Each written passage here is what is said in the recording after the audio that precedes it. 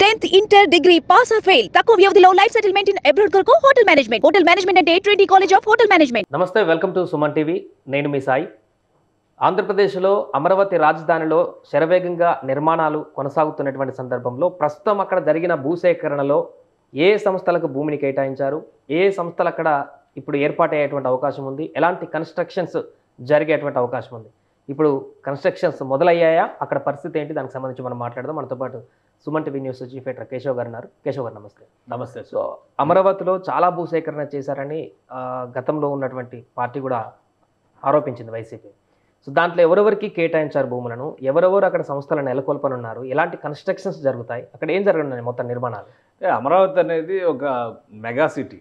రాబోయేటువంటి రోజుల్లో ఆంధ్రప్రదేశ్ అవసరాలే కాదు, మొత్తం దేశానికే ఒక గ్రోత్ ఇంజన్ లాగా ఉండేటువంటి నమూనాని అప్పుడు ప్రభుత్వం డిజైన్ చేసింది. సరే, జగన్మోహన్ రెడ్డి ప్రభుత్వం దాన్ని పూర్తిగా పక్కన పెట్టేసినటువంటి పరిస్థితి ఉంది. ఇప్పుడు మళ్ళీ దాన్ని యాక్టివేట్ చేసేటువంటి ప్రయత్నం చంద్రబాబు నాయుడు గారు చేస్తున్నారు. అందులో చాలా కీలకమైనటువంటి అంశం ఏంటంటే ఆయన ఢిల్లీ టూర్. ఢిల్లీలో ఆయన 7-8 మంది కేంద్ర మంత్రులను కలవడం, ప్రభుత్వ పరంగా చేయాల్సినటువంటి అంశాలపైన ఎష్యూరెన్సెస్ తీసుకోవడం, అలానే వివిధ ఆర్థిక సంస్థలకు సంబంధించినటువంటి ప్రతినిధులతో మేనేజ్మెంట్లతో కూడా భేటీ అయ్యారు.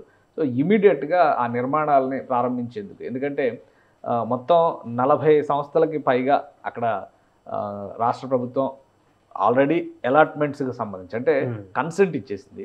అలానే 33 సంస్థలకి భూ కేటాయింపులు చేసింది. అయితే గతంలో టీడీపీ ఉన్న ప్రభుత్వంలో కేటాయించిన అవే ఉన్నాయా, మళ్ళీ ఇప్పుడు మారాయా? అవే ఉన్నాయి. అంటే ఒక నమూనా ఒకసారి మనం చూస్తే కనుక రాష్ట్ర రాజధానికి నడిబొడ్డున ఉండాలి అనేటువంటి విశ్లేషణ చేసేటువంటి క్రమంలో ఇలా నగరాలని డిజైన్ చేసింది అప్పుడే ఆంధ్రప్రదేశ్ ప్రభుత్వం.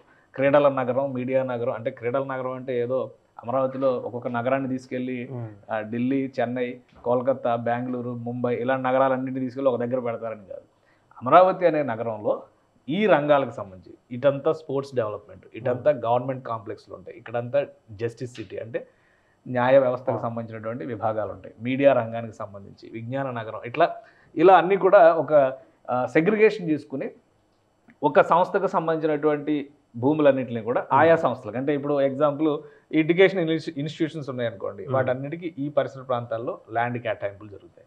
అట్లనే ఎలక్ట్రానిక్స్కి సంబంధించినటువంటి ఇండస్ట్రీస్ ఏమైనా వస్తే ఈ పరిసరాల్లో ఉంటాయి. సో అలా ఒక నమూనాని ఆంధ్రప్రదేశ్ ప్రభుత్వం డిజైన్ చేసుకుంది. ఆ క్రమంలోనే ఇప్పుడు ఢిల్లీ వెళ్ళిన తర్వాత చంద్రబాబు నాయుడు గారు వీళ్ళందరితో కూడా భేటీ అయ్యారు.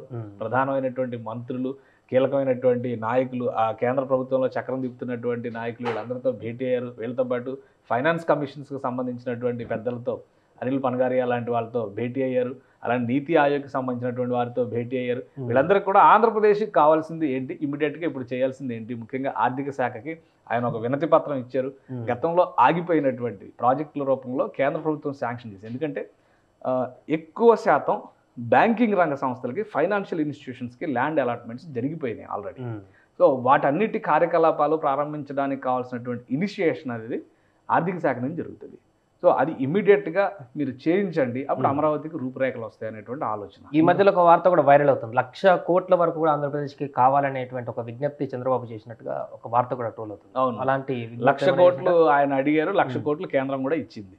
ఎందుకంటే ఇప్పుడు 1,00,000 కోట్లు అనగా మనకు చాలా పెద్ద ఫిగర్ లాగా కనిపిస్తూ ఉండొచ్చు, కానీ ఒకసారి రోడ్లకి 25,000 నంబర్స్ పరంగా ఒక్కసారి మనం దాన్ని లెక్కేసి చూస్తే కనుక ఈస్టర్న్ కారిడార్ అంటే 2 రోడ్లు ప్రధానమైనటువంటి, ముఖ్యంగా ఔటర్ రింగ్ రోడ్డు ఒక లెక్క వేశారు, 25,000 కోట్లు లెక్క వేశారు. 25,000 కోట్లు ఇక్కడ వచ్చేసినాయి కదా ఆంధ్రప్రదేశ్కి. 1,00,000 కోట్లు అడిగారంటే మనకు చాలా పెద్ద ఫిగర్ లాగా అనిపిస్తుంది. బీపీసీఎల్ ప్రాజెక్ట్ని శాంక్షన్ చేస్తామని చెప్పని కేంద్ర పెట్రోలియం శాఖ మంత్రి హర్దీప్ సింగ్ పూరి ఒక క్లారిటీ ఇచ్చారు. బీపీసీఎల్ ప్రాజెక్టు 60,000 కోట్లు అని చెప్తున్నారు. 50,000 నుంచి 60,000 కోట్లు అనుకుందాం, పోనీ 50,000 కోట్లు ఈ లెక్క వేసుకుంటే 75,000 కోట్లు ఇక్కడ అయిపోయింది కదా.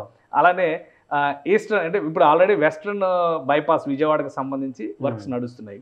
సో దాని మీద కూడా అంటే దాదాపు 40 కిలోమీటర్ల రోడ్ అది. ఇప్పుడు మరొక 49 కిలోమీటర్ల రహదారి వ్యవస్థగా ఈస్టర్న్ బైపాస్ని కూడా కేంద్ర ప్రభుత్వం డిసైడ్ చేసింది. దానికి కూడా కనీసం 5-6 వేల కోట్ల రూపాయలు ఉన్నాయి. అంటే సో ఓవరాల్గా చూస్తే ఏంటంటే 1,00,000 కోట్లు అనేది మనకు పెద్ద ఫిగర్లా కనిపిస్తుంది, కానీ అక్కడి నుంచి వచ్చినటువంటి ఎష్యూరెన్సెస్ని బట్టి చూస్తే అది చాలా ఈజీగా రీచ్ అయ్యేటువంటి అంశం. ఒక రోజులో 1,00,000 కోట్లు తీసుకొచ్చి డంప్ చేయరు. ఈ 4-5 ఏళ్లలో వివిధ పనులకు సంబంధించి ఈ డబ్బులన్నీ కూడా ఇంప్లిమెంట్ చేసేటువంటి అవకాశం ఉంది. అలానే కేంద్ర ఆర్థిక శాఖని అడిగినటువంటి ఈ సంస్థలకు సంబంధించినటువంటి యాక్టివిటీని మీరు ముందుకు తీసుకెళ్ళండి అని అడిగారు. మొత్తం 40కి పైగా సంస్థలకి, కేంద్రానికి సంబంధించినటువంటి సంస్థలకి కన్సెంట్ ఇచ్చింది గత ఆంధ్రప్రదేశ్ ప్రభుత్వం. ఇప్పుడు అందులో 33 సంస్థలకి ల్యాండ్ అలాట్మెంట్ జరిగిపోయింది. ఆ సంస్థలు ఏంటో కూడా ఒకసారి మనం చూసేటువంటి ప్రయత్నం చేద్దాం. ఇందులో అన్నీ కూడా కేంద్ర ప్రభుత్వ రంగ సంస్థలే ఉంటాయి, బ్యాంకింగ్ రంగ సంస్థలు ఎక్కువ కనిపిస్తూ ఉంటాయి. సో ఇవి చాలా ఇంపార్టెంట్. ఇవి ఇండియా పోస్ట్ అంటే Indian postal department. So postal department regional ఆఫీస్ని అమరావతిలో ఓపెన్ చేయడానికి ల్యాండ్ అలాట్మెంట్ జరిగింది. అలానే ఇండియన్ నేవీకి సంబంధించి రీజనల్ హెడ్ క్వార్టర్స్, ఇండియన్ ఆర్మీకి సంబంధించి regional head quarters, Bharat scouts and guides దీనికి కూడా అలాట్మెంట్ జరిగింది. బ్యూరో ఆఫ్ ఇండియన్ స్టాండర్డ్స్ దీనికి ల్యాండ్ అలాట్మెంట్ జరిగింది. సెంట్రల్ బ్యూరో ఆఫ్ ఇన్వెస్టిగేషన్ అంటే సిబిఐ, మనం బాగా వింటున్నటువంటి పేరు కదా, అక్కడ వాళ్ళు రీజనల్ ఆఫీస్ ప్రారంభిస్తారు. అలానే సెంట్రల్ పబ్లిక్ వర్క్స్ డిపార్ట్మెంట్, ఇరిగేషన్కి సంబంధించినవి కానీ చాలా కన్స్ట్రక్షన్ వర్క్స్ సెంట్రల్ గవర్నమెంట్కి సంబంధించినటువంటి అన్ని కూడా మానిటర్ చేస్తారు. ఏపీ చాప్టర్ ఆఫీస్కి ఇక్కడ పర్మిషన్ ఇచ్చారు. కంట్రోలర్ అండ్ ఆడిటర్ జనరల్ అంటే కాగు సంబంధించినటువంటి రీజనల్ ఆఫీస్కి ల్యాండ్ అలాట్మెంట్ జరిగింది. ఇండియన్ మెటీరియలాజికల్ డిపార్ట్మెంట్ అంటే భారత వాతావరణ శాఖ, వాళ్ళకి ల్యాండ్ అలాట్మెంట్ జరిగింది. అలానే ministry of external affairs for Videsh Bhavan ద్వారా ఏంటంటే ఈ అంబాసిడర్స్ రిలేటెడ్ ఇష్యూస్ కానీ వివిధ దేశాల్లో మన దేశ పౌరులు ఉన్నటువంటి వాటికి సంబంధించి కానీ ఒక కన్సల్టింగ్ సెంటర్ లాగా ఉంటుంది, రీజనల్ సెంటర్. సో దానికి అక్కడ ల్యాండ్ అలాట్మెంట్ చేశారు. ఇక సివిల్ సర్వీసెస్ ఇన్స్టిట్యూట్, ఇది చాలా ముఖ్యమైనది. Indira Gandhi national open university IGNOU, ఇది అందరికీ తెలిసిందే, రీజనల్ సెంటర్కి అక్కడ ఇచ్చారు. రిజర్వ్ బ్యాంక్ ఆఫ్ ఇండియా, దీన్ని లాస్ట్ టైము జగన్మోహన్ రెడ్డి గారి ప్రభుత్వం విశాఖలో పెట్టించడానికి రిక్వెస్ట్ చేసినట్టుగా ఒక కన్సెంట్ వచ్చింది. దాని మీద రిజర్వ్ బ్యాంక్ కూడా సానుకూలంగా స్పందించింది. సో అది అమరావతిలో ఆల్రెడీ ల్యాండ్ అలాట్ అయి ఉన్నటువంటి విభాగం. సో అక్కడ పని మొదలు పెట్టండి అనేటువంటి విజ్ఞప్తి చేశారు.